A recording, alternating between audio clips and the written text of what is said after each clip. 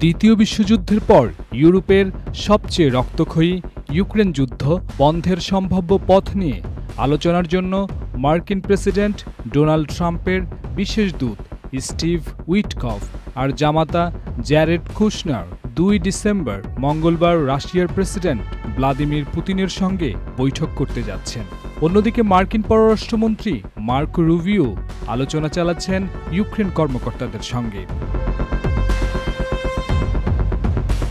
Trump বারবার বলছেন তিনি ইউক্রেন যুদ্ধ শেষ করতে চান, তবে গত আগস্টে আলাস্কায় অনুষ্ঠিত ট্রাম্প পুতিন বৈঠক থেকে কোনো শান্তির বার্তা আসেনি। গত সপ্তাহে ফাঁস হওয়া 28 দফার মার্কিন শান্তি প্রস্তাবের খসড়া ইউক্রেন ও ইউরোপের কর্মকর্তাদের উদ্বিগ্ন করে তুলেছিল।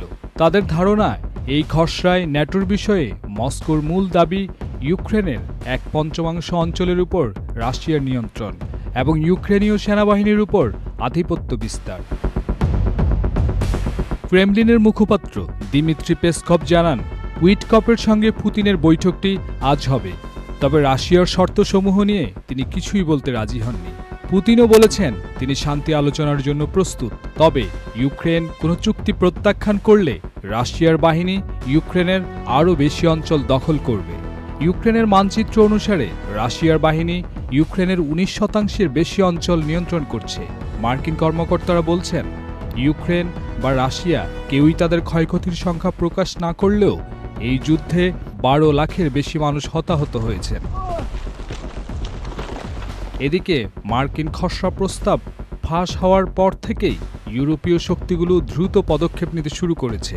তাদের আশঙ্কা, এই শান্তি চুক্তি রাশিয়াকে তেল, গ্যাস ও বিরল খনিজে মার্কিন বিনিয়োগের পথ খুলে দেবে এবং মস্কোকে G8-এ ফিরিয়ে আনতে পারে। রাশিয়ার মূল দাবিগুলোর মধ্যে রয়েছে ইউক্রেন কখনো ন্যাটোতে যোগ দিতে পারবে না, ক্রিমিয়া, ডনবাস, জাফরোজোজিয়া এবং খেরসনের উপর রাশিয়ার নিয়ন্ত্রণকে স্বীকৃতি দিতে হবে এবং ইউক্রেনে রুশ ভাষাভাষী ও অনুসারীদের সুরক্ষা নিশ্চিত করতে হবে। ইউক্রেন বলছে, এসব শর্ত মেনে নেওয়ার অর্থ আত্মসমর্পণ করা এবং ভবিষ্যতে রাশিয়া হামলা করলে তাদের কিছুই করার থাকবে না। তবে যুক্তরাষ্ট্র কিয়েভের জন্য 10 বছরের নিরাপত্তা নিশ্চয়তার প্রস্তাবও দিয়েছে। অন্যদিকে উইটকফের এই ঐতিহাসিক সফরের সময়ে ইউক্রেনের প্রেসিডেন্ট ভ্লাদিমির জেলেনস্কি গেলেন আয়ারল্যান্ডে। যেসব ইউরোপীয় দেশ ইউক্রেনকে সমর্থন করে আসছে তাদের সঙ্গে সম্পর্ক জোরদার করতেই তার এই সফর। তবে কূটনীতিকদের সামনে এখন কঠিন কাজ, রাশিয়া ও ইউক্রেনের দূরত্ব কমানো এবং দুপক্ষকে আপোষে রাজি করানো। তবে প্রশ্ন যেন থেকেই যাচ্ছে, কিয়েভ কি রাশিয়াকে কোনো ভূখণ্ড ছাড়বে, আর ইউক্রেনের ভবিষ্যৎ নিরাপত্তাই বা কিভাবে নিশ্চিত হবে? জহিরুল আলম সরকার, চ্যানেল আই।